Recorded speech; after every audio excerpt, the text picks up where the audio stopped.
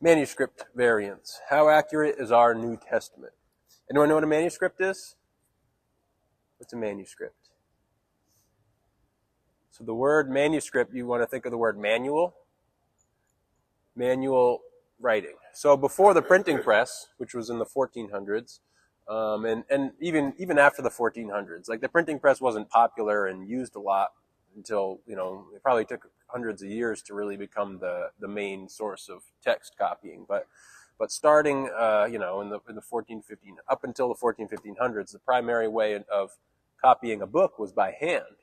So what they'd have is a classroom full of scribes, and one guy would read the page and the rest of them would copy it, or they would have a bunch of scribes and they'd all memorize one page and they'd all copy that one page, and then you'd have the bunch of the same pages, and then you'd go on to the next page and the next page, and then eventually you've got a bunch of Bibles and you put them together. So these were professionals who would hand copy these Bibles, or sometimes they would just go front to back if it was one guy working on something. But they had various ways of doing this professionally, and they had ways that were obviously more efficient than just going front to back. And they were very good at what they did. They didn't always make very many errors. Sometimes there were some minor spelling and grammar issues, but for the most part, they were very good, especially the Western Alexandrian line, which is where our oldest Bibles come from. The Sinaiticus and Vaticanus Bibles, our oldest Greek Bibles, were from a very reliable line of text, a very, very good school of scribes who did a very good job, and we can really trust these texts.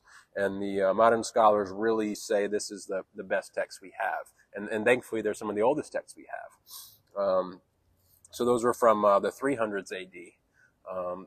Those are our oldest Greek Bibles. So it's great that we have such old ones that are so reliable. Are those complete Bibles too? The Vaticanus and Sinaiticus. I think I had a picture. That's the Vaticanus from about roughly 350, give or take.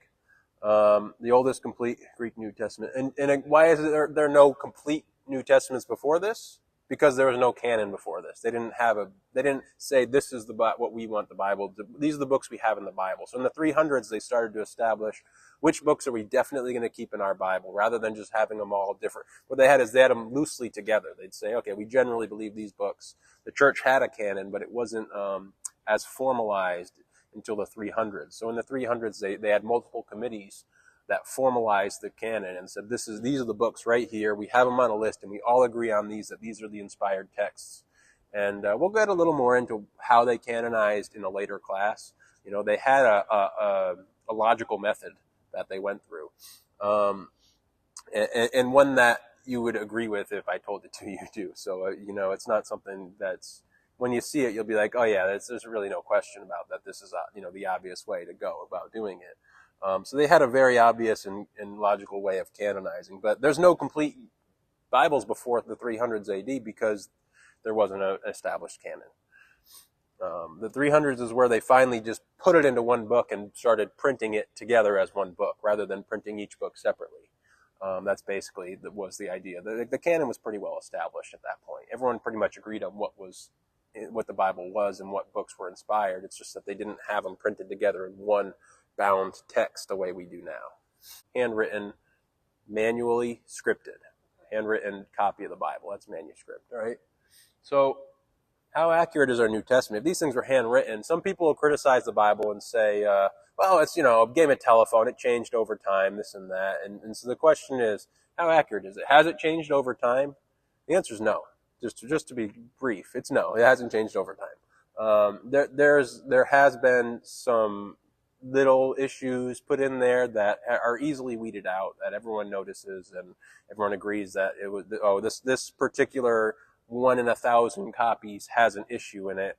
We're just going to realize there's an issue in this 1 in 1,000 copies. But the other 999 are perfectly and all the same, right? That's basically what it comes down to. We've got a ton of them, and they're all the same except for maybe 1% of 1%. So sometimes you get little additions and deletions in there. So they skip a line, they skip a word. Very easy to notice that, right? Like, oh, they missed a word in this one. Very easy to notice. Obviously, the sentence doesn't make sense anymore if it misses a word. And you go, wait a minute, it's supposed to say this here. So obviously, this one's missing a word. You can just, the next scribe will go to another text and just say, okay, this is the word that's supposed to be there. Very easy to correct. Additions are easy to correct too. They'd be like, "Oh, this isn't supposed to be there," But sometimes you did get additions. Sometimes commentary would sneak in. If they're writing a text with some commentary, sometimes they'd accidentally put the commentary in the main text, and then you do see. And I'll show you some additions that were added into the text that even lasted for a while. That were in there that were probably commentary added in on accident.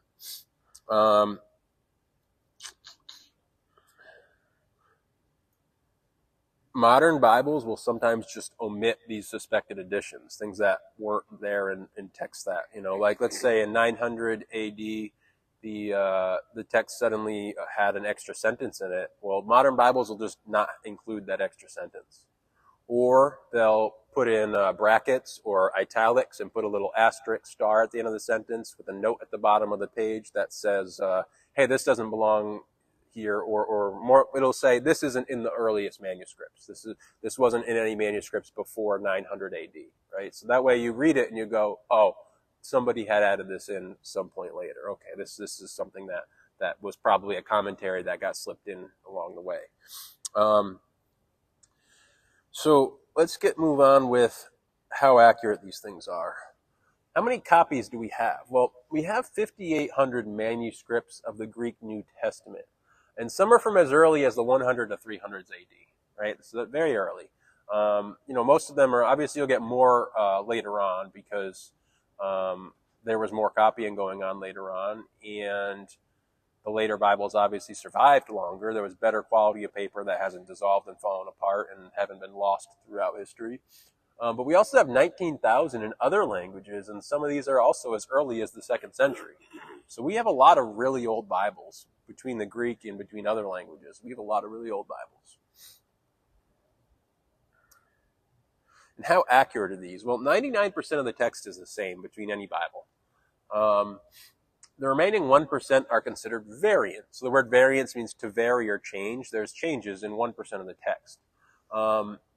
It's almost always a spelling error, 75% of the time. So there's 3 kinds of variants. So we'll go through the 3. So almost always it's spelling error. I mean, obviously, if you're copying a text by hand, you're going to misspell a few words here and there.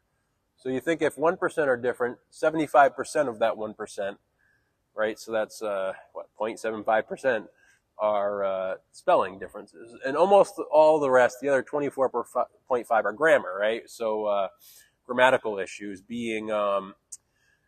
although there weren't, in the earliest text, there weren't like commas and periods. It was just capital letters running across a page. There wasn't even spaces between the words.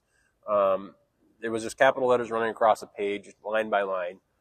But there's still grammar in the Greek. What Greek has is, at the end of a word, much like if you've ever learned Spanish, at the end of the word, they'll have a different ending to maybe match the pronoun of the sentence or match the subject of the sentence. He, she, they, attached to the end of the word. So it's they did that, So rather than an extra word, it's just at the end. And sometimes they'd maybe put the wrong one in, and that's a grammar issue, right? So it's not misspelled, it's not a wrong word, it's a proper word, it's just the wrong grammar attached to it. So grammatical issues were there too. The rest are meaningful variants. When I say meaningful, it means they actually changed the text. They actually made an addition or deletion or changed what it said. And so that would be 0.5% of a percent, right? So that's a very, very small portion. So 99.5% of the texts were also the same through all of history. So that tells us that it's very, very accurate. Now, also, if you think about how many of these we have, if we have 5,800 in Greek, going back to the 2nd century,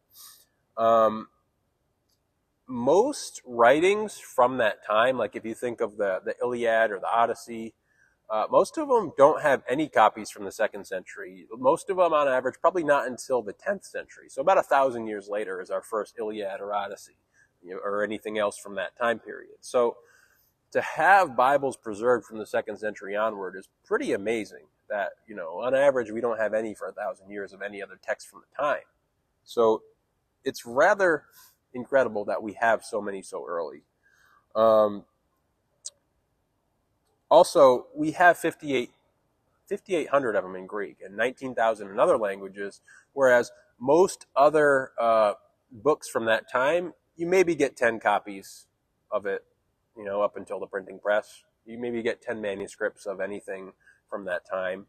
Some of them will go up to the hundreds, but on average, roughly maybe about 10 or so of any other work. So again, it's just incredible how many we have and how old they are and how accurate they are. It's very, very much supernaturally preserved. So the New Testament is exponentially the best attested ancient writing in the world. It is, of any ancient text, it is absolutely, hands down, the most reliably accurate ancient text ever. And there's absolutely no arguing that. The point that atheists make are, well, there's still some variants and stuff like that. It's like, yeah, but it's the most accurate text times 1,000, like compared to like if you can, if you're going to trust any ancient text, the Bible is the one to trust, right? You can just say, I don't trust any ancient text ever, but I think that's just illogical, seeing at how many and how accurate they actually are. It's absolutely incredible. They might accuse it of being a telephone game, where being like, okay, if you have the first Bible and the second Bible and the third one got changed, then all the other Bibles are different from there on. But that's really not how it happened. What happened is you get a tree. You get many Bibles copied by many other Bibles copied from many other Bibles. And you end up with a large pool of Bibles from many different sources. So when one gets changed, you get an addition or deletion here, you end up with a small set of texts that are inaccurate and the rest are still accurate. And what we have is we have textual scholars who are experts in this. And the experts are able to look at these and say, okay, they came from that Bible, and we know that Bible had an issue, so the rest of these are accurate. So they're able to just go back through history and comb through the text and find what's accurate. So we have people who are very skilled at this, very knowledgeable about this, who weed these things out as their profession. These are college professors who teach these courses in college and have a bunch of papers on it, and it's their whole world in life to just be experts in this. They're textual critics, and there's biblical textual critics, and there's some of them in secular academies, but a lot of them in Christian schools too. And so we have great scholarship around this, combing through it and perfecting our modern Bibles. Our modern texts are very, very accurate because of this. So let's go through some examples. These are kind of exciting. Have you guys ever wondered about this part of the Lord's Prayer? For thine is the kingdom and the power and the glory forever. Amen. You notice it's not in all the Bible. It's not in all of them. Like if you read it from Luke, for example, right? You notice it's only in Matthew. I've wondered about that. I used to wonder about that. I read it in Matthew, but not in the other ones. And then I was like, wait, why is it in this one and not the other, the parallel text of it, right? Because Luke doesn't have that. So again, remember, these are rare, but this was absent until the 6th or 7th century. So it snuck into a Bible somewhere in there. And sometimes some Bibles would retain this, and sometimes it did get retained, and once it made its way into the King James, then it really stuck, because the King James was, the king put the King James out there, and then, made it the big Bible. So if it made it into the King James, it made it everywhere. It's true, so. Right. So yeah, it's absent from any text before the 6th or 7th century. And again, you'll see a little asterisk, and most Bibles will just say this wasn't in some of the earliest manuscripts. So what kind of error would you call that? That would be a significant variant. Okay. This is the 1% of 1%. This is a very, very rare occasion. So maybe it was commentary put in, or maybe someone did it on purpose, or I don't know. A lot of times this is commentary slipping in, but not always. I mean, maybe someone did it on purpose. I don't know.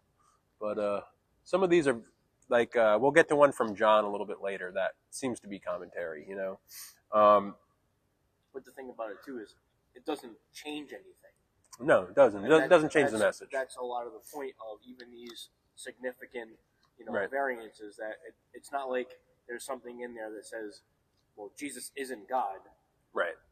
where people are like, see, Yeah. it says that he's not. Right. So there's no doctrine changes, even Right. though you have an extra sentence. That extra sentence doesn't say anything we don't already know and don't already believe. And if it had, somebody would have noticed it and probably been like, hey, this doesn't belong here because this isn't in all the other copies of the Bibles I have, so maybe I won't copy this over, right? So, only things that were basically what everyone already believed actually lasted. So yeah, there's one significant barrier. And I'm going to give you 3 of these throughout the lesson here, but there's not many beyond these 3. There's really not. I'm giving you like almost all of them in 3, There's maybe a handful of others, but I'm giving you even some of the more significant of them. So you're really looking at this is a very, very rare. This is a unicorn. This thing it almost doesn't it almost never exists anywhere else. It's a unicorn of something, but it's interesting to see it, and I think it's part of the Bible's history. So we're covering it, and it's cool to see. You may or may not know that Mark 16:9 through 20 is sometimes questioned as not being an authentic part of the Bible. In the NIV, for example, it will be in all italics. The entire thing will be in italics. All 11 verses will be in italics in your NIV. I believe it's authentic, and I'll explain why. So the reason why people question whether this is authentic is those earliest Bibles in the Greek, the Sinaiticus and Vaticanus, which are considered a very reliable source from a very reliable set of scribes. There are earliest Greek manuscripts. They lack the passage, so they don't have it. However, one of them left a page blank where they would have put that in, which isn't normal. You don't leave a blank page in that. That paper was valuable, and they would just move on to the next page. On the next page, they just move on to the next book. But they actually left a blank page where they would have put it. And so that's an uncharacteristic thing to do. So obviously they knew it was going to be there, or should have been there, or that somebody had put it there somewhere. So they were aware of it. Is the point.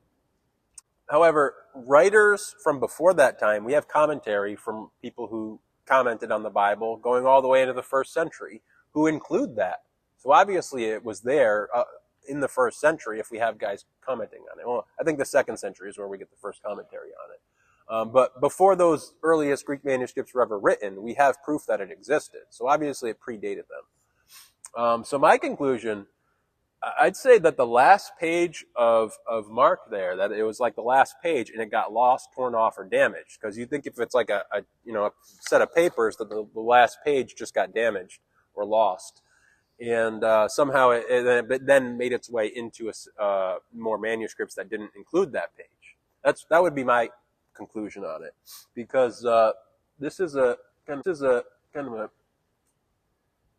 detailed thing. But if you think in blue, you have everybody in blue has that long ending of Mark. It has 16, 9 through 20 in it. That's the very last chapter of Mark, by the way. It's part of the resurrection account. Again, not an important part, but it's a different part than what the other texts had. So that's another thing that people get weary about, that part of Mark is different than Luke and Matthew. It's something that he says and does things that the other books don't have. So that's another reason why people get suspicious of it. But you can see everything in blue included it, and only these Greek texts here don't have it. And then a couple of these are other languages. So this is the Bibles in other languages, and these are commentaries, okay, or patristic writers is what it says. So if you think Greek Bibles, other language Bibles, commentators, all right? So Greek, other language, commentators. Commentators all the way into the 2nd century, and Bibles even in the 2nd century of other languages had that long ending of Mark. Only one other language and one commentator took Mark out. Even in the 4th century where those are from, these guys are still commenting on that part of Mark. So you can see Mark, that long ending of Mark was a well-established and majority view of the church that it was authentic and inspired text.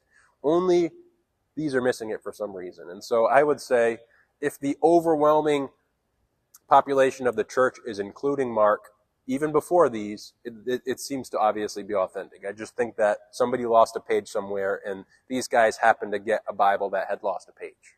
That's probably what happened. Especially if it was already canonized by that time. Right, the canon was already there. You're right. Yep.